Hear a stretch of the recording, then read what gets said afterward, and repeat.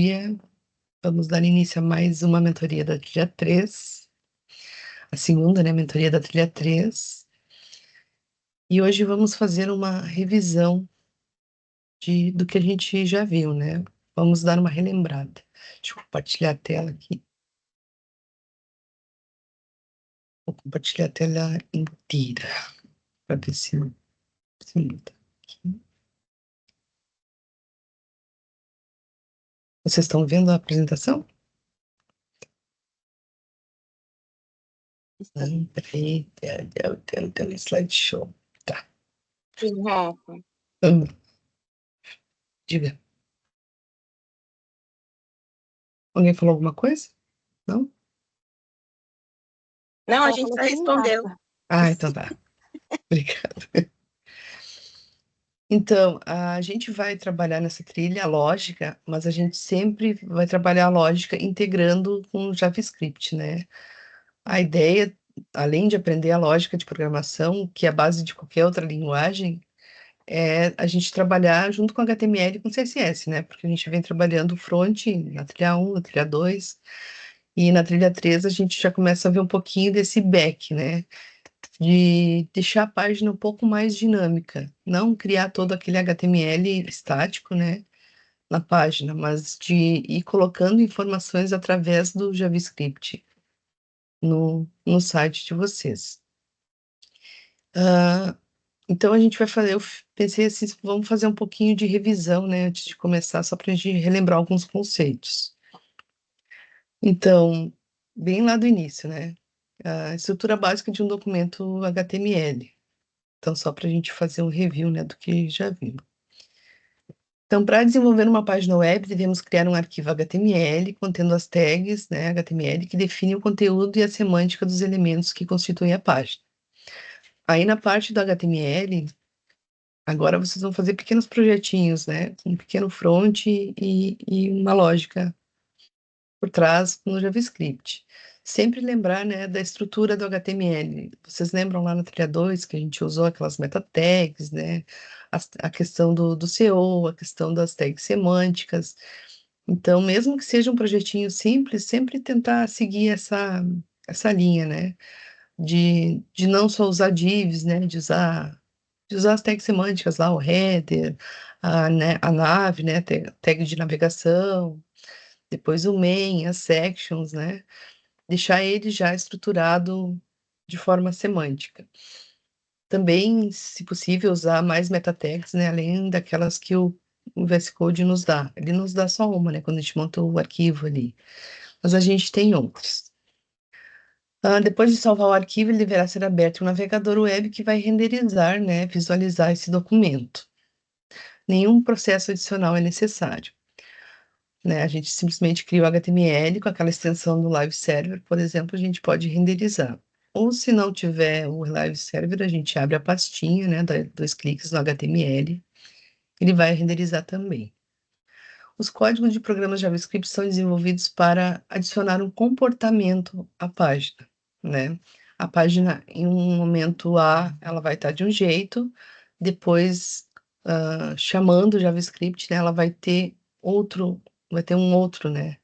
Um outro formato. Então, a gente vai ter uma estrutura inicial e, através do JavaScript, a gente vai inserir mais alguns dados, né? Que é o que deixa a página dinâmica.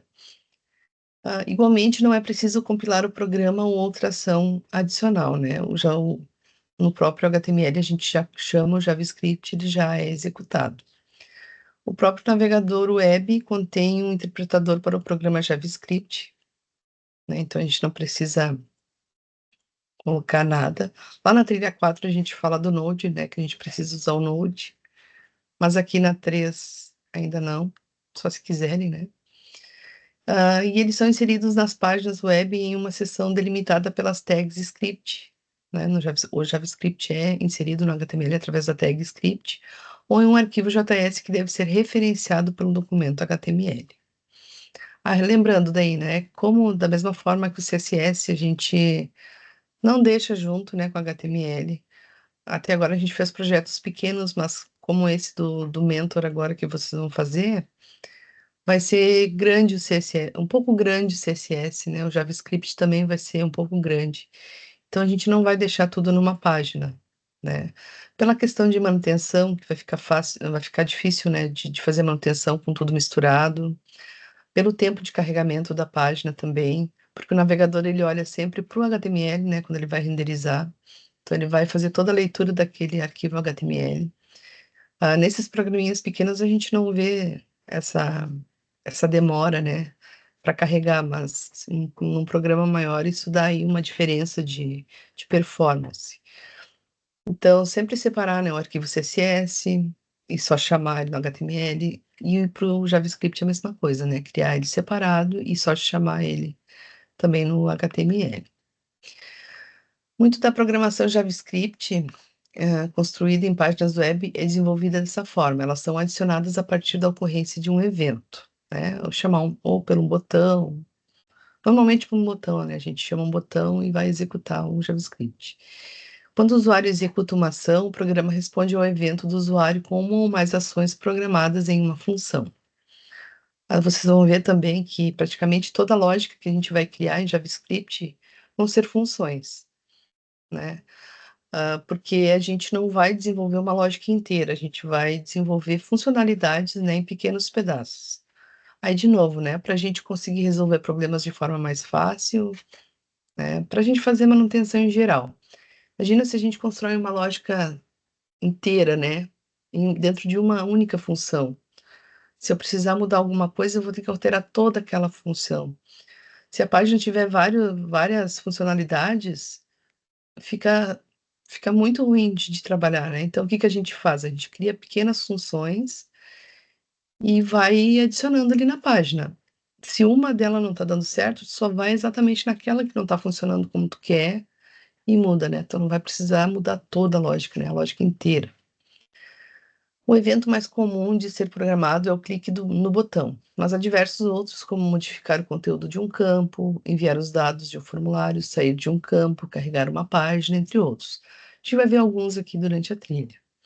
Para criar um evento e definir qual função será adicionada, quando esse evento ocorrer, deve-se utilizar uma palavra reservada para indicar qual evento a linguagem ficará na escuta, seguindo do nome da função e ser acionada, seguindo o nome da função a ser acionada. A palavra reservada pode ser, por exemplo, onClick, onChange, onSubmit, onBlur ou onLoad. O uso do on para preceder o evento vai depender da forma a ser utilizada para criar o link entre o HTML e o JavaScript. A gente vai ver, né, no decorrer da trilha como usar esses eventos aí. Já as funções JavaScript são declaradas a partir da palavra-chave function, seguida do nome da função e dos parênteses. Uma função contém um conjunto de comandos que realizam uma ação. Então, como o próprio nome já diz, né, uma função vai ter uma funcionalidade, vai executar alguma coisa. Como uma função executa um conjunto de ações, é uma boa prática de programação dar um nome para a função começando por um verbo, né? Como é uma ação, então a gente vai colocar o nome da função, lembrando, né, do que ela vai fazer, um verbo. O uso do camel case, com letras maiúsculas no meio do nome para indicar uma nova palavra, é também um padrão recomendado e facilita a compreensão da leitura do nome. Lembram do camel case, que é minúsculas e maiúsculas, né? Então, se a gente for usar nomes compostos para função, né, usar duas palavras para nomear a função, a gente não costuma usar underline nem if. A gente costuma usar o camel case. Por que que eu falo costume? Porque se tu separar com if e underline, vai funcionar também, né? Mas não é um padrão, digamos assim, né? Na linguagem. O padrão que é usado é o camel case. Tu começa a primeira palavra em minúscula, daí a segunda tu bota a primeira letra em maiúscula e assim por diante. Lá no Java, por exemplo, a gente está no JavaScript, né? O JavaScript e o Java não tem nada a ver. Mas como o JavaScript, o Java, ele é fortemente tipado, ele tem regras, né? A classe tem que ser escrita de uma forma, a função de outra. Ah, ele é bem mais chato, né? Por isso acho que o pessoal fala mal do Java. Ai, que o Java é chato, não sei o quê. Na minha escola a gente aprende, a gente ensina a linguagem com o Java, e o pessoal reclama muito. Ah, mas o Python é muito legal, porque o JavaScript também, porque deixa criar variável, sem definir um tipo. No Java, por exemplo, ele não deixa, né? Por isso que ele é o Java é uma linguagem consistente, porque tu tem que dizer que, por exemplo, que uma variável é de um tipo e reafirmar que ela é daquele tipo. No float, por exemplo. Não sei se alguém já viu o Java aí, mas, né? Então ele Então tem muitas regrinhas ali que ele te obriga a seguir, né? Para ficar um código forte, digamos assim, né? Bem consolidado. Se tu esquecer um ponto e vírgula, então, nossa senhora, né? No JavaScript, por exemplo, a gente pode colocar o ponto e vírgula no final ou não. Vai funcionar do mesmo jeito. Mas só para comentar, né? E lá aqui no JavaScript a gente usa daí como um padrão, né? Não que não vá funcionar. Os métodos. A gente tem muitos e muitos métodos no JavaScript, né, que ajudam aí a desenvolver muitas lógicas. Na verdade, a lógica já está pronta no método, né? A gente só vai inserir esse método no que a gente está construindo. Então, facilita bastante, né? Muitas coisas, porque imagina tu ter que desenvolver uma função randômica, né, para achar um número aleatório toda vez que tu precisasse usar. Não, tu não vai fazer isso, tu vai usar o método, né, que já faz isso. E entre outros muitos que a gente vai ver depois na linguagem que o JavaScript tem. Então, para referenciar um elemento HTML identificando no documento, deve-se utilizar o método getElementById, né? Para eu dizer qual valor eu quero pegar e em qual ID também eu quero devolver esse valor, né? Então, esse método permite referenciar qualquer elemento da página, como um campo de formulário, um parágrafo, um botão, uma imagem, entre outros. Esse campo precisa só ter um ID. A gente tem outros métodos, né? A gente tem o getElementByClass, getElementByTagName, mas o mais usado são os IDs, né? Aí relembrando a história do ID, porque o ID tem que ser único, né? A gente não usa o mesmo ID para várias tags, né? Quando a gente quer estilizar de mais elementos do mesmo jeito, a gente usa uma classe, né? Uma ou mais classes. Mas o ID ele tem que ser único para cada tag. Para que um elemento seja referenciado, ele precisa conter um atributo ID, né? Então, eu já estava falando do ID, já me antecipei aqui. Então, podemos armazenar a referência a um elemento em uma variável e depois obter a sua propriedade, como no exemplo a seguir. E aí, conforme tu vai pegando a prática, tu vai vendo que tu não precisa escrever tudo como nesse exemplo aqui. Aqui foi criada uma variável input. Olha como é fácil criar uma variável no JavaScript, né? Eu só digo que é uma var e dou um nome para ela. Aqui ela é undefined, né? Porque eu não atribuí nada a ela, então tem um valor indefinido. Aí depois aqui eu criei uma outra variável que vai receber esse método com o ID nome. Só um pouquinho. A voz começa a sumir, ó. Agora tá ficando. Já deu. Então eu vou colocar o getElementBy ID e vou pegar o ID lá, né? Onde eu quero pegar um valor que foi atribuído a ele num campo de formulário, por exemplo, aqui, né? E eu vou pegar aquele valor que foi colocado lá com esse input nome.velo e colocar na variável nome. Eu acho até meio confuso dessa forma aqui, porque parece que separa demais. Eu acho mais simples usar de forma direta, né? Criar a variável, já atribuir o método com o valor do que o ID recebeu lá no HTML, né? Eu até me confundo, assim, quando agora, no início eu fazia separadinho, assim, porque eu queria, né, ir parte por parte do código. Mas assim me parece mais lógico. Eu trouxe as duas formas aqui, né? Então, utilizar um único comando acessando diretamente a propriedade que queremos obter ou alterar. Então, crio a variável e já atribuo a ela, né, o valor, o value, né, ou velho, como tem pessoas que falam velho, o valor que o ID recebeu lá no HTML. Se o programa trabalhar com o mesmo elemento mais de uma vez, é recomendado armazenar a localização dele em uma variável. que é o exemplo de duas linhas lá, né? Então, se eu quiser, por exemplo, oxe, deixa eu voltar para cá, usar esse valor aqui do ID em mais de um lugar, eu armazeno em mais de um lugar. Mas se eu só quero trabalhar, caso contrário, você pode fazer uma única referência direta à sua propriedade, que é o exemplo da segunda linha. E eu fico brigando com o quadradinho aqui do Teams. Tá? Então, tu pode, né, armazenar esse valor do ID em mais de um lugar, para usar ele de diferentes formas, ou simplesmente pegar ele e colocar ele em apenas uma variável. Aí depende também do que a gente está fazendo. As propriedades de text content, o inner, HTML e o value. Então, a propriedade text content serve para alterar ou obter o conteúdo de elementos de texto do documento, identificados no código HTML. É possível, portanto, alterar o texto de qualquer parágrafo ou texto de cabeçalho de uma página web utilizando essa propriedade, né? Eu posso mudar de forma dinâmica.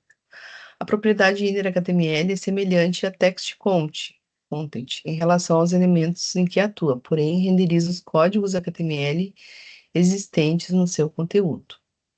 Isso aqui pode parecer mais estranho, mas a gente vai trabalhar com isso aqui depois, né, no decorrer da trilha. Então, daí vai clareando. A propriedade value, ou velho, obtém ou altera o conteúdo de um campo de formulário. Então, o teste content consulta ou altera o texto exibido por elementos HTML como parágrafos, cabeçalhos ou containers, né? Com divs ou spam. O inner HTML consulta ou altera o conteúdo de elementos HTML como parágrafos também, né? Mesma coisa. Códigos HTML presentes no conteúdo são renderizados pelo navegador.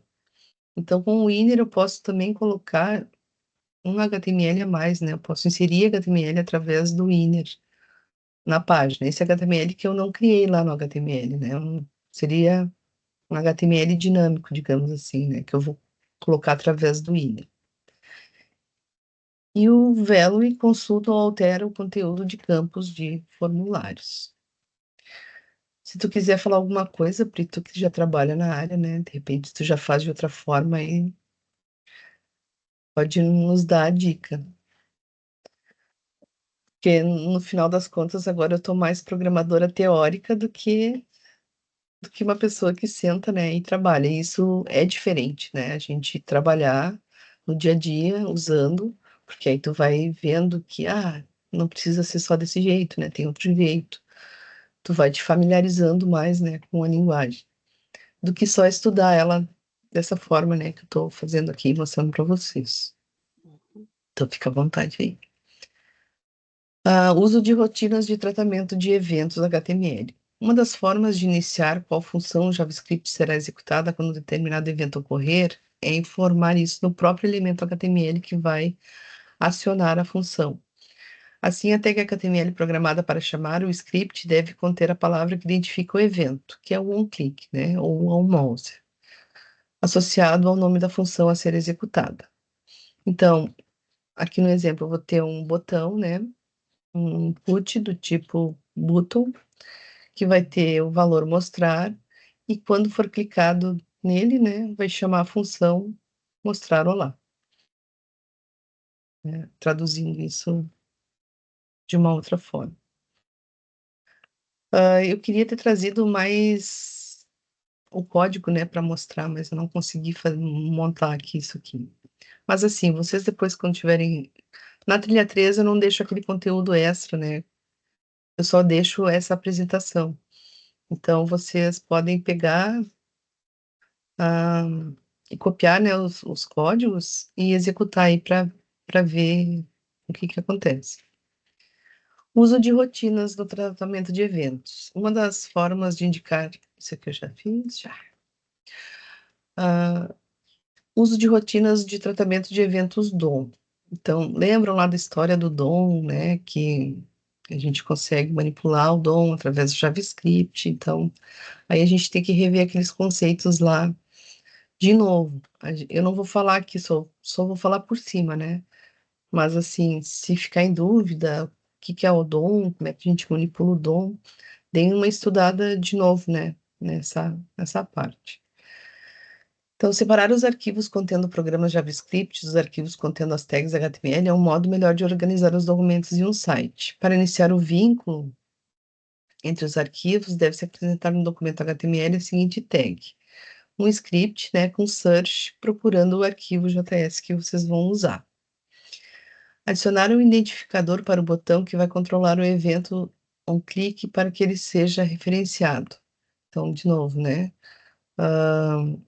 Input do tipo type, um valor mostrar, com um ID mostrar, né? Que eu também posso devolver a partir do ID. Por exemplo, um exemplo a seguir as regras de sintaxe do arquivo JS dentro desse modelo. Então, por exemplo, aqui eu tenho uma função mostrar olá, que é aquela que eu chamei lá no botão, né? Mostrar olá. Eu tenho uma variável que vai receber o método getElementById com um ID nome, que está no HTML, que está recebendo um valor.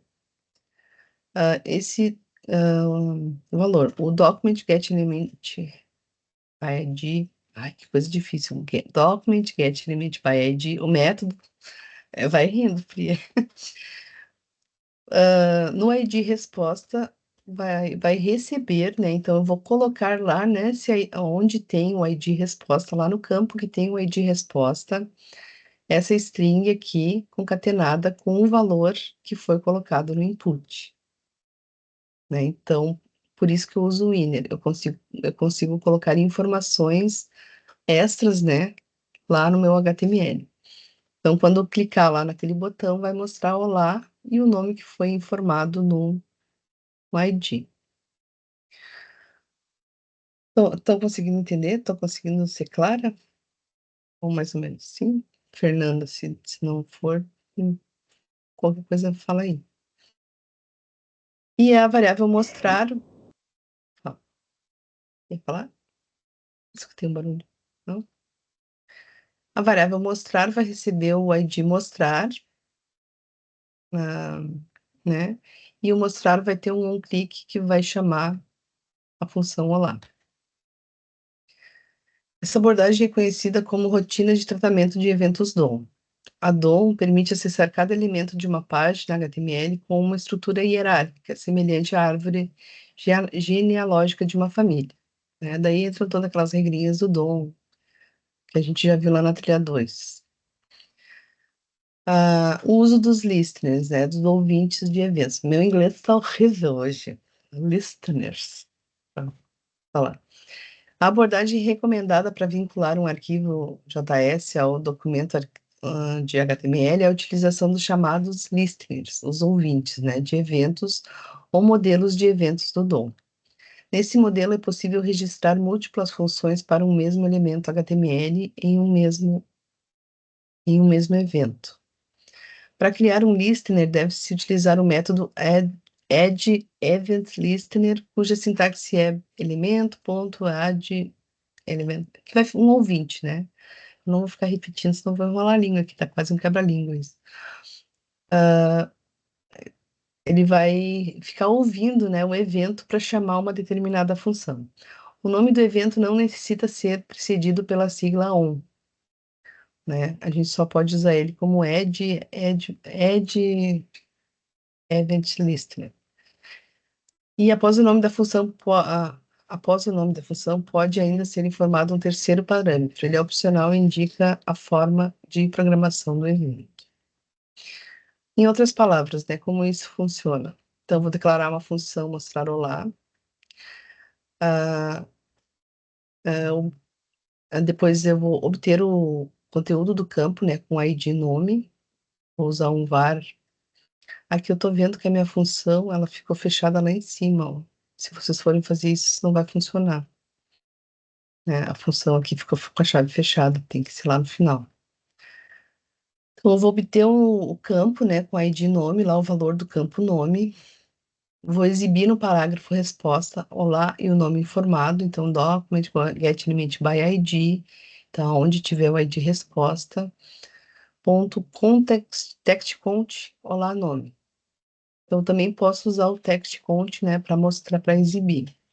Eu vou usar o inner quando eu tiver algum HTML aqui para mostrar junto, né? É recomendado usar o inner.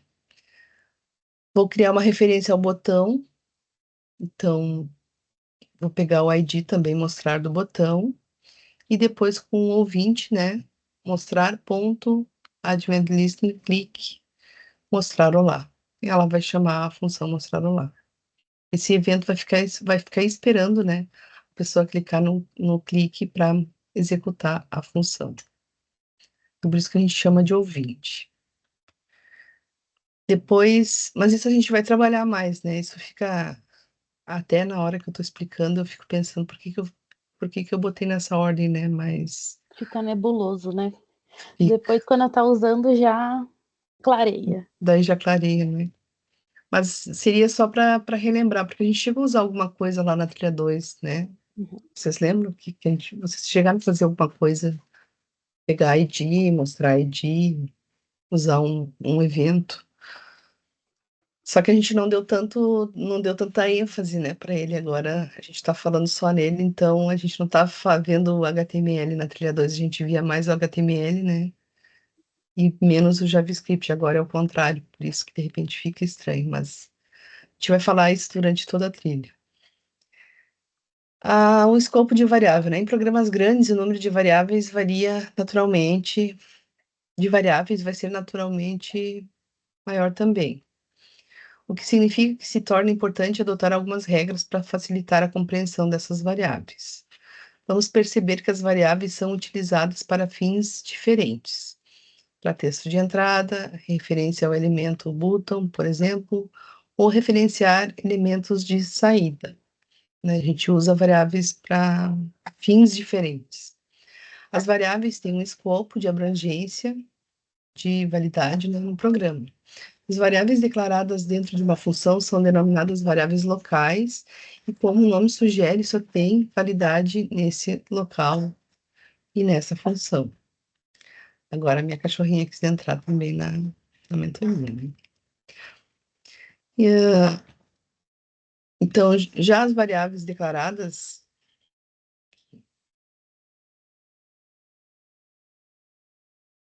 vai ficar ótimo no vídeo depois eu xingando a cachorra aqui. Mas ela nem me deu bom. Já as variáveis declaradas fora das funções são consideradas variáveis globais e valem para todo o programa. Então, dependendo do lugar que a gente declarar uma variável, ela pode ser usada em outros lugares ou não, né? Por isso, variável local e variável global. Global, todo o código enxerga, e local, ela só é vista, né? Ela só pode ser usada no local que ela foi declarada. Sempre que possível, dê preferência por utilizar variáveis locais, pois o espaço alocado por uma variável local é liberado após a conclusão da função.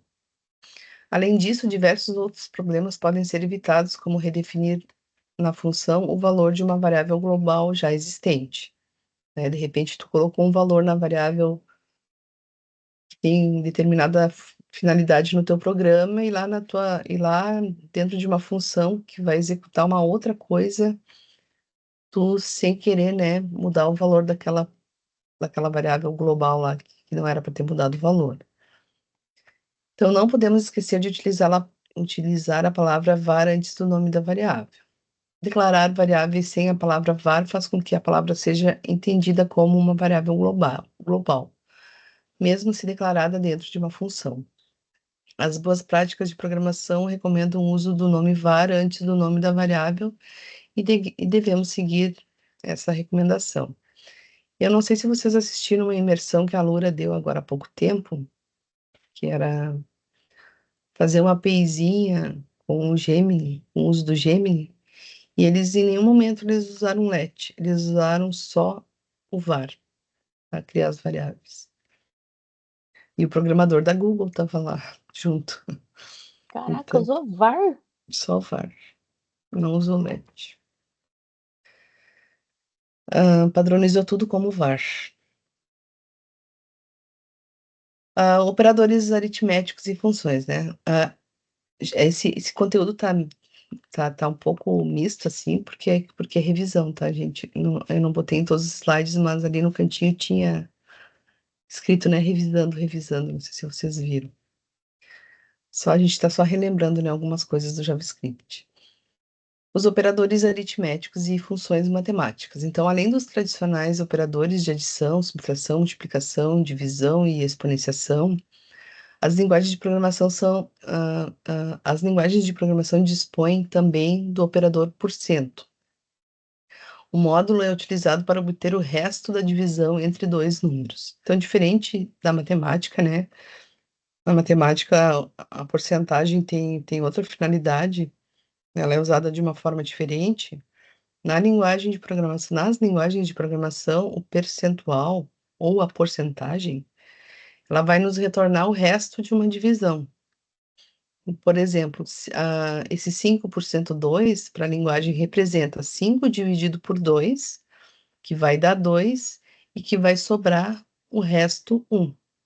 Então, por isso que o A aqui é igual a 1, né? Há um exemplo de utilidade disso aqui, quando eu quero descobrir se um número é par, por exemplo, né? Quando é que o número é par? Quando ele é dividido por 2 e o resto é zero, né? Pela regra da matemática.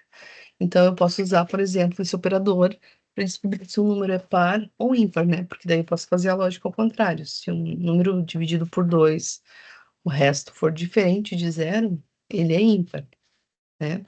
E aí, para outras situações em que a gente precisa usar o resto de uma divisão, não o quociente, né? Que é o resultado.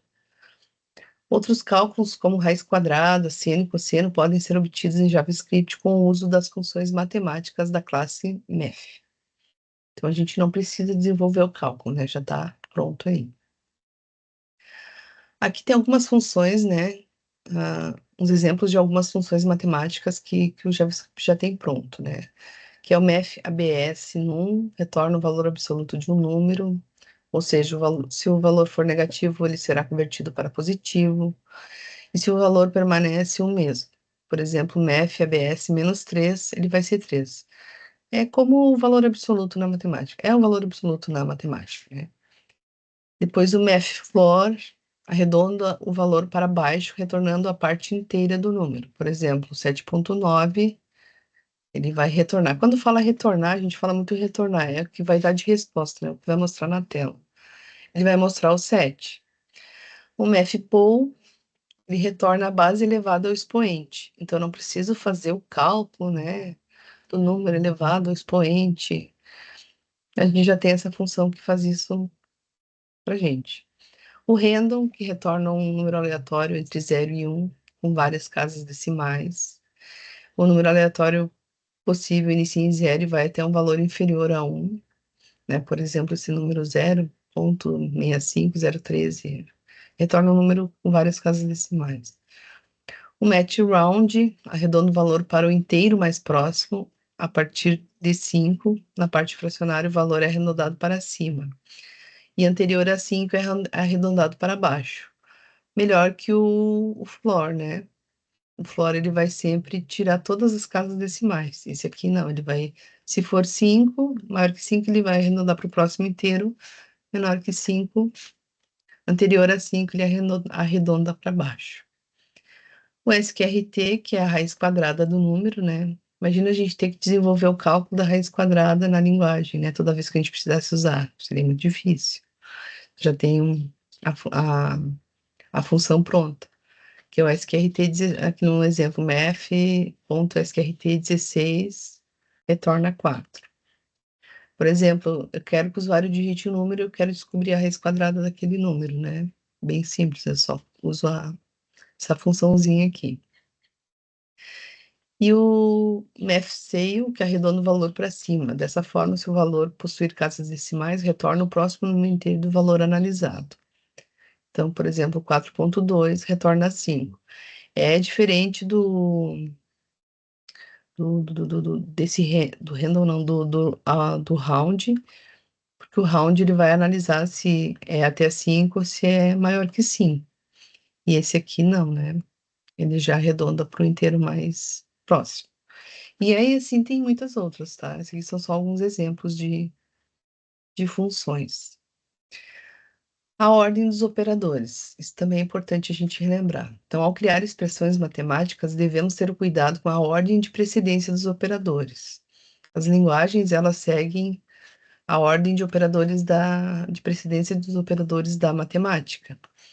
Então, primeiro tudo que tiver entre parênteses, né? Depois a multiplicação, depois a exponenciação, se tu usar exponenciação, né? Se tu não usar uma função. Na verdade, na matemática é parênteses, percentual, exponenciação, ou exponenciação, percentual, agora até me deu um branco aqui, mas é um desses dois, depois a multiplicação e divisão, e por último a soma e a subtração. Então, se tu fizer um cálculo e pegar a calculadora, vai dar um tipo de valor, porque a calculadora vai executar o que tu digitar ali na hora, né? Mas se tu colocar esse cálculo na máquina, ela vai seguir a ordem da matemática, então ela pode dar um resultado diferente. O que eu quero dizer com isso? Se eu for calcular uma média, por exemplo, como é que eu calculo uma média? Primeiro eu tenho que fazer a soma de elementos e dividir pelo mesmo número de elementos. Então, nesse exemplo aqui, nota 1 mais a nota 2 dividido por 2. Só que se eu não colocar esses parênteses, o que vai acontecer? A máquina vai olhar assim, a nota 1 mais nota 2 dividido por 2. Então, não é o cálculo que eu quero, né? Eu quero primeiro somar tudo e depois dividir. Se eu não colocar os parênteses, primeiro a máquina vai dividir e depois vai somar. E aí já não vai dar o resultado que a gente quer. Então, a gente tem que Importante cuidar. também no JavaScript, né, Rafa, que o JavaScript, se você colocar uma string e um número, ele vai concatenar e vai dar Isso. um número diferente do que você espera também. Eu acho que eu vou falar disso mais adiante aqui na apresentação. Exatamente, quando a gente está mostrando uma string com um valor, ele vai entender que aquilo ali é uma concatenação, né? Que tem que unir as duas coisas e não fazer uma soma. E o operador é igual, né? A gente usa ele da mesma forma. Então, o valor das variáveis média 1 e média 2 será o mesmo? Não, né? Na primeira linha, como foram utilizados os parênteses, a soma de nota 1 e nota 2 será prioridade sobre a divisão. E na segunda, o primeiro será realizada a divisão de nota 2 por 2, e o resultado, será adicionado a nota 1, né? Aí depois ele vai fazer a soma por último. Ao montar uma expressão matemática, fique atento à ordem hierárquica de execução dos operadores. Com visto no cálculo do exemplo anterior, da média, eles podem alterar significativamente o resultado obtido. Vejamos algumas das principais regras matemáticas aplicáveis às fórmulas que podem ser criadas para manipular os dados de um sistema. Então, nos exemplos, são mostradas algumas situações. Os parênteses redefinem a ordem das prioridades, né? Então, sempre que eu quiser colocar uma prioridade em um cálculo, eu vou usar os parênteses. E eles vão executar do mais externo para o mais interno, né? Tem isso também. Podem ser utilizados vários conjuntos de parênteses em uma expressão. Por exemplo, aqui eu tenho 10 vezes 6, só que dentro desse cálculo aqui da multiplicação, tem o 2 vezes 2 para ser executado antes, né? Então, eu vou fazer 2 vezes 2, o resultado eu vou subtrair de 6 para depois multiplicar por 10, né? O segundo aqui, 10 vezes 6 menos 4. 6 menos 4, 2. Então, ficaria 10 vezes 2. Né? Eu estou explicando embaixo. E o resultado seria 20. Eu fui só despedazar. Não são cálculos diferentes, desculpa, é o mesmo, né? Só tá separado por etapas aqui. Que o cálculo 1, né, seria o 10 vezes 6 menos 4, porque 2 vezes 2 é 4. Depois o 10, né, vezes o 2, que é o 6 menos 4, que dá 2. E aí 2 vezes 10, que é 20. Que a máquina, ela é burrinha, né? Ela vai executar... Para ela executar o que a gente quer, a gente tem que definir exatamente o que a gente quer que ela faça, né? Senão ela não vai dar o resultado que a gente espera. As funções matemáticas ou funções criadas pelo usuário têm prioridade sobre os demais operadores aritméticos. Por exemplo, o math SQRT 9 vezes 8 dividido por 2. Primeiro vai ser executado a função, para depois a operação matemática. Então, aqui a raiz quadrada de 9 é 3, né? Então, por isso que foi feito, aqui tem o 3 primeiro vezes 2 dividido por 2. Aí, como a multiplicação e a divisão estão no mesmo patamar, digamos assim, né? Na mesma hierarquia, ele fez 3 vezes 8, que é 24, e aí, por último, divide por 2, que aí vem o resultado 12. Né? Isso aqui pode ser simples, mas às vezes o cálculo não está chegando no valor que tu quer por causa de um detalhezinho, né? Os operadores de multiplicação, subtração e módulo têm prioridade sobre os operadores de adição e subtração. Então, por exemplo, aqui, 2 mais 5 vezes 10. Fica 2 mais 10. Quem é que tá indo? A Fê? Ah, tu tá indo, então, tchau. Tá dele, gente. Tchau, Tá tchau. bom, tchau. Ah, Tchau.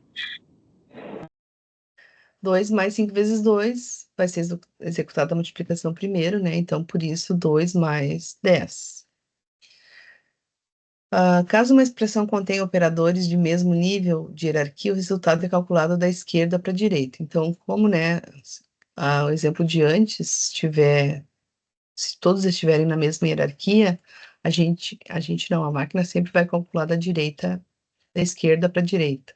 Então, 5 dividido por 2, que dá 2,5, vezes o 3. Podemos modificar a ordem de execução de qualquer fórmula com a inserção de parênteses. Então, os parênteses também podem ser utilizados em algumas expressões para auxiliar na compreensão do cálculo. Então, eu posso dividir, né, a hora que eu quiser, qualquer expressão matemática com parênteses. Por exemplo, aqui, dias vezes 24 mais horas. Eu quero que isso seja calculado antes, né? Então, eu vou definir com parênteses. Então, conforme destacado nas regras anteriores, a multiplicação do número de dias por 24 horas vai naturalmente ter prioridade na resolução da fórmula. Os parênteses, nesse caso, servem apenas para facilitar a interpretação do cálculo. O que isso quer dizer? Que mesmo que aqui, né, aqui, se eu não colocasse os parênteses, de qualquer forma seria executado dias vezes 24. Só que, como eu quero deixar o cálculo mais claro, até para a gente, né, na hora de fazer a solução, eu coloco entre parênteses, tá? Só por isso. O resultado vai ser o mesmo. Caso tenhamos uma expressão matemática complexa em um programa, podemos dividi-la em fórmulas menores, atribuindo-as a variáveis atribuídas a variáveis que armazenam os valores de cada parte da expressão. Como cada variável ocupa um espaço de memória, isso também implica um consumo maior de memória. Contudo, deve-se analisar cada caso e, dependendo da situação, optar pela forma que privilegia um melhor entendimento dos cálculos de um sistema. Então, para realizar pequenos testes e verificar o resultado de fórmulas que utilizam operadores aritméticos de diferentes níveis de hierarquia, pode-se recorrer a um editor online e utilizar o método alert. Né? A gente pode, então, criar um documento HTML, né, lá o index.html, cria a estrutura do HTML e dentro do body colocar o script. Notem que esse script ele não tem o source, né? Ele não está chamando nenhum arquivo externo do JavaScript. Eu só vou executar um script dentro do meu HTML. Isso aqui ficaria dentro do body, né? Então, body, script, uma variável que vai receber 10 dividido por 2 vezes a raiz quadrada de 9 menos 4.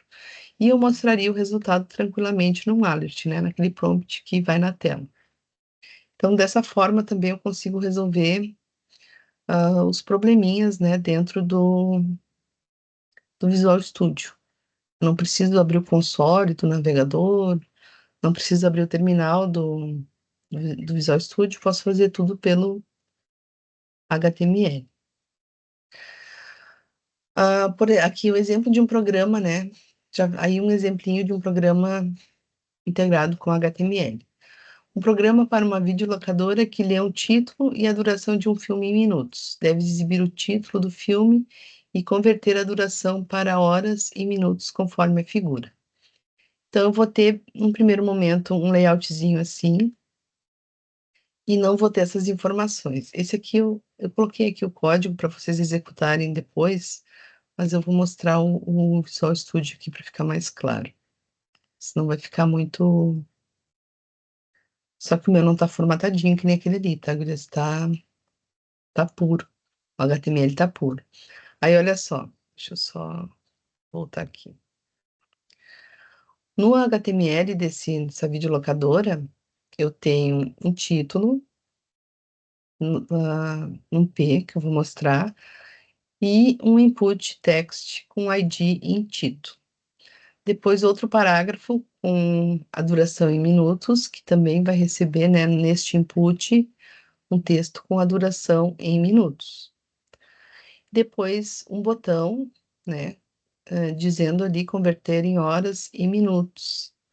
Um botão que vai ficar esperando, né, o usuário digitar. Aí, agora, compartilhando assim, carro. Então, isso aqui, vou com o olho de novo. Aquele HTML só tem isso aqui num primeiro momento, né? Lembram lá que aquela parte da interação, né, do JavaScript, a gente tem que integrar o JavaScript no HTML. Então, o que que a pessoa vai fazer? Vai botar um título aqui, sei lá, um filme. Só penso no Ferdinando agora. Vou inventar um aqui, tá? Amor à Vida, uma novela mexicana. E, sei lá, a duração tem 150 minutos, né? Que aqui tá pedindo para a pessoa digitar em minutos. No momento que a pessoa clica no botão, ele vai de forma dinâmica colocar as informações no site, né? Então, o título Amor à Vida, e esse filme tem 2 horas e 30 minutos de duração, tá? Então, isso é integrar o JavaScript ao HTML, né? E essa que é a tal da forma dinâmica de mostrar. O que que eu tenho lá no JavaScript? Ó, então aqui eu tô chamando meu JavaScript, ó, tô dando um source, né, no arquivo lock.js, que é esse aqui. Então, quando é clicado naquele botão do HTML, aqui nesse input, esse button, né, esse input do tipo button, que tem esse valor, né, que é o que aparece para o usuário lá, o título, né, do botão, e tem um ID BT Converter. Aqui abaixo eu tenho 2 P's. Eu posso mostrar isso aqui dentro de uma div também, tá? Mas e também posso mostrar dentro de um P. Como é texto, né? Como são só linhas de texto, eu estou mostrando dentro de um P. Esse P tem apenas um ID. Notem que não tem nenhum conteúdo, né, entre eles. Por isso que na hora que eu carrego a página, não tem nada não tem nada mostrando, né? Deixa eu tentar botar isso aqui lado a lado, para deixar mais melhor. Aqui, aqui. Então, no momento que eu carrego, né, ele não mostra esse P e não mostra esse outro aqui também. Eles apenas têm IDs, né? E aqui é a chamada do arquivo JavaScript. Então, o velo aqui do botão é esse converter em horas. Lá no meu arquivo JS, eu vou fazer referência àquele HTML, né? Então, eu vou criar referência aos elementos da página. Então, a variável em título vai receber, né, o getElementById em título, que a gente estava conversando antes, né? Que é o ID do HTML. Deixa eu fechar algum aqui, esse aqui. Que é o ID aqui do HTML. Deixa eu dar um altzinho aqui para mostrar. O título do filme, né, tem esse ID em título, então lá no JS eu tenho que referenciar aquele ID, que é de onde eu quero pegar o valor. Então, o que eu digitar aqui, pelo ID, vai ser colocado. Deixa eu mostrar tudo. Vou pegar o valor que foi colocado lá e colocar na variável em título. Eu tranquilamente posso usar o nome da variável com o mesmo nome do ID, tá? Isso não interfere, uma coisa não interfere na outra. Depois eu vou fazer a mesma coisa para os minutos, né? No meu próximo, a duração aqui tem um ID chamado induração. Então, estou pegando o que foi colocado aqui também, colocando na variável em duração. E aí, a var alt resposta vai ser onde é que eu tenho aí de alt resposta? Vai ser no segundo P, né? Lá embaixo. Eu tenho a alt título e a alt resposta, que são aqueles dois P's vazios. Então, depois que eu já peguei os valores, no primeiro eu só vou devolver o nome do filme, né? Que é o alt título. E na outra, eu vou ter que devolver uma resposta. Só que essa resposta, ela tem um cálculo, né? Tem que fazer o cálculo do que a pessoa digitou aqui para mostrar, para converter. Então, o título vai receber o valor do título, a duração, que é esse outro aqui, essa é uma variável local que eu estou criando, vai receber number em duração.value. Em duração é o ID lá desse campo aqui. Eu tenho um método também que transforma o que foi digitado na caixinha de texto para números. Por quê? Tudo que for digitado aqui é visto como string. Então, como eu quero fazer um cálculo matemático, eu preciso que esse valor seja numérico. Então, por isso que eu estou usando um método chamado number, né? Para converter esse valor do em duração, que é o que vai ser colocado aqui, em valor. Então, ele vai obter os conteúdos dos campos de entrada e vai converter para número. Um match for, eu vou arredondar para baixo o resultado da divisão, então vai ser a duração, né? O valor que a pessoa colocou ali, dividido por 60, né? Que é em horas. E nos minutos, eu vou usar o porcento, né? Que é o resto da divisão, para pegar o que sobrou de minutos do cálculo. Porque o de cima ele vai fazer o cálculo em horas, e aí esse cálculo aqui com 1% vai pegar o resto, que são os minutos que eu quero mostrar, né? 1 hora e 20 minutos, e assim por diante. A variável alt título, eu vou usar um ponto text content, somente para mostrar o título, né? Porque eu quero mostrar só o título do filme. E o alt resposta ponto context vai receber horas mais. Aí o que a Pri estava falando antes. Aqui eu estou usando o operador de mais, mas não para fazer um cálculo, mas sim para juntar o valor das variáveis, né? E o que ele está recebendo aqui? Horas, que é essa variável que recebeu o cálculo das horas, mais, né? A string horas e, para ficar bonitinha a frase lá completa, né?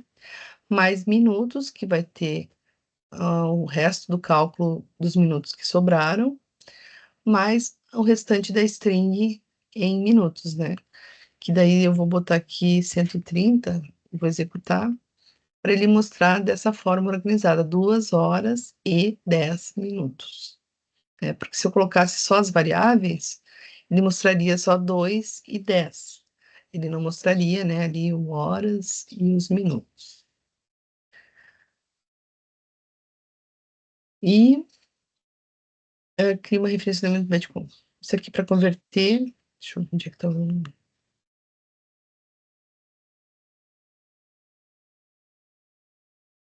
Converter.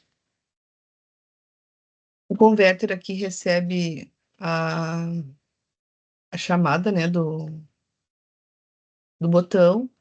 E aqui no list, né, ele fica esperando o clique, né? Então, no momento que dá o clique, ele vai executar, ele vai chamar a função executar e mostrar na tela aqui. Vai executar e vai mostrar, né, esse converter na tela que tem o resultado do cálculo. Não sei, meninas, se isso ficou muito confuso para vocês, me deem uma orientação aí se... Nossa, Rafa, não entendi nada, está muito complexo.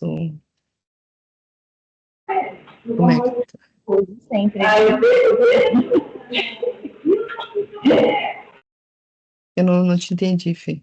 Tu tá... Hoje sempre, né? Mas a gente vai desenrolando. É só segunda, né?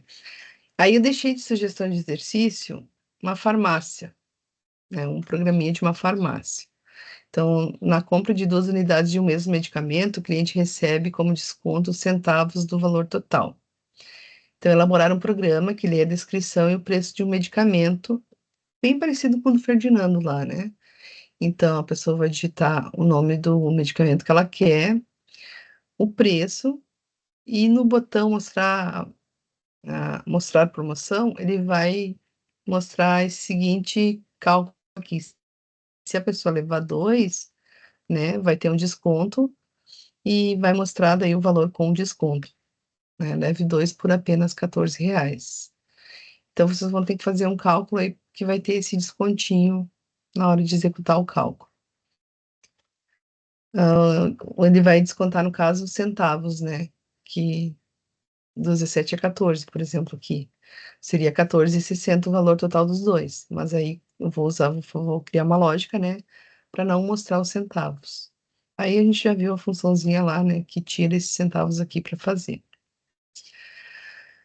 Depois aqui tem outro de uma lan house, né? Outra proposta também para calcular o valor a pagar. E um saiba mais com links aí falando mais sobre o que a gente falou, né? Que eu entendo assim que a Rafa chega e me larga todas essas informações.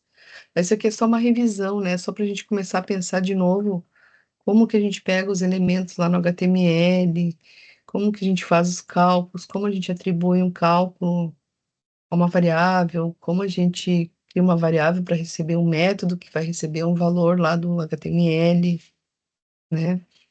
Então, deem uma olhada nesse material aqui, que eu acho que vai facilitar para vocês. O que eu queria também mostrar da trilha aqui para vocês, deixar ele sair da minha frente aqui. Aqui que eu coloquei lá para vocês e não tinha comentado na mentoria passada, tá? O link das nossas reuniões já está aqui, então se não tiver no grupo, se eu não colocar no grupo, né, toda terça-feira, tá aqui já o link. Coloquei o calendário também de conteúdos, né? Então, o que a Rafa vai falar hoje? Vai falar tal coisa. A gente falou sobre, dia 27/9, a gente falou sobre integração do JavaScript com HTML. O que a gente vai falar na semana que vem? Sobre condicionais e assim por diante, tá? No dia 25/10 é a primeira apresentação. Apresentação de quem? Aqui a trilha tá só com as imagens da trilha passada, tá? Isso aqui vocês não enxergam ainda. Apresentação desse desafio do Front-End Mentor aqui, tá? O que vocês vão postar lá? O link, né, do projetinho publicado lá no Mentor, que daí eu consigo curtir, né, consigo comparar, assim, o que vocês fizeram, a expectativa versus a realidade, ele dá essa opção pra gente, né? Então, é bem legal de ver o projeto lá. E aqui também eu liberei, para quem quiser estudar mais JavaScript, a trilha do HackerRank. O HackerRank é uma plataforma que a gente coloca só as lógicas das soluções. A gente não precisa criar toda a estrutura do algoritmo. Então, vocês entram nesse link e lá vai ter o algoritmos. E aí vocês escolhem a linguagem que vocês querem, né? No caso da nossa, vocês vão escrever JavaScript, mas ele tem várias linguagens, né? Que a gente pode aprender, que a gente pode treinar. Mas escolham a trilha de algoritmos com a linguagem JavaScript. Quem consegue fazer toda a trilha, ela é um pouco extensa, né? Porque vai praticar bastante a lógica aqui nessa trilha. Tu consegue um certificado no final, tá? Então, é mais uma coisinha aí que, se tiverem tempo de fazer, né? Porque vocês já vão ter esse desafio aqui, vai demandar um tempinho. Se conseguirem fazer isso aqui em paralelo, vai ser ótimo. Meninas, 9h20, ó, viu? A gente fica papeando no início e depois corre o tempo. Então, sugestão, pegue aquele código ali do slide, né? Ou os outros também testem para ver o que significa, o que acontece, e se eu mudar se eu tirar alguma coisa daqui, botar ali, o que vai acontecer, né? Deem uma estudada. Não deixem acumular muito, eu acho que eu entendi isso que a Rafa fez ali. Será que entendeu? Vai lá, tenta fazer os outros desafios. Os outros desafios só vai mudar, é praticamente a mesma coisa, só vai mudar o método que tu vai usar lá, né, para mostrar o valor, conforme tu quer mostrar o valor. Talvez o primeiro vocês precisem olhar o exemplo, talvez o terceiro vocês já consigam fazer sozinhas, né, sem precisar olhar o primeiro, que essa é a intenção, né, de conseguir desenvolver sozinho, certo? Alguma pergunta? Tá fluindo, Raquel? Adriana. Eu tenho, Rafa. Deixa eu te fazer. Deixa eu tirar uma dúvida, porque eu vi alguns programadores aí, em alguns grupos que eu participo, dizendo que o float não está sendo mais usado. É isso mesmo? Ou não tem relevância isso? Eu te escutei mal, mas tu perguntou se o float é usado como tipo de dado? Isso, porque gerou uma discussão do pessoal falando que o float não estava sendo mais utilizado, e quem estava usando float estava para trás e tal. E eu falei, vou perguntar para a Rafa, porque a Rafa deve saber. Não, a princípio a gente usa, sim, principalmente quando a gente está aprendendo a desenvolver a lógica. Depois a gente tem os métodos lá que a gente consegue usar que já vão fazer isso pra gente, mas o que é o float? É um número com casa decimal. Mas eu até vou dar uma olhada, Fernanda, para ver sobre, para ver se estão falando sobre isso mesmo. Aonde que tu viu falar disso? Porque os meninos estavam. Geralmente é menino, né? Que fica discutindo sobre isso, porque parece que não vive outra coisa, está dividido. Na verdade, eu precisava. E aí eles estavam falando que a galera que ainda usa flor, eu não sei por que eles entraram nesse assunto. Aí começaram, mas tem coisa que já é ultrapassada e o pessoal ainda está aprendendo em curso, que nem foi, que o curso não é utilizado. E o pessoal continua usando, se tem outros métodos para fazer, sem saber. Tá, eu acho que entendi o que tu quis. Tá bem com o teu áudio. Mas eu vou dar uma olhada e te dou um retorno, Fê. Te dou sim. A princípio eu não tinha ouvido falar nada. Mas se surgir o comentário, alguma coisa há. Então eu vou dar uma olhada também. Outra coisa também que eu soube, não fui a fundo, essa semana é que o HTML podia ter uma atualização. Então eu não sei se essa atualização aconteceu e o que aconteceu eu não sei o que foi que mudou. Porque eu só vi mais ou menos a matéria, mas eu não cheguei a ler, não cheguei a ir a fundo. O HTML está para ser atualizado e a intenção é que o HTML vire uma linguagem de programação. Mas eu não sei se isso vai chegar a acontecer agora ainda.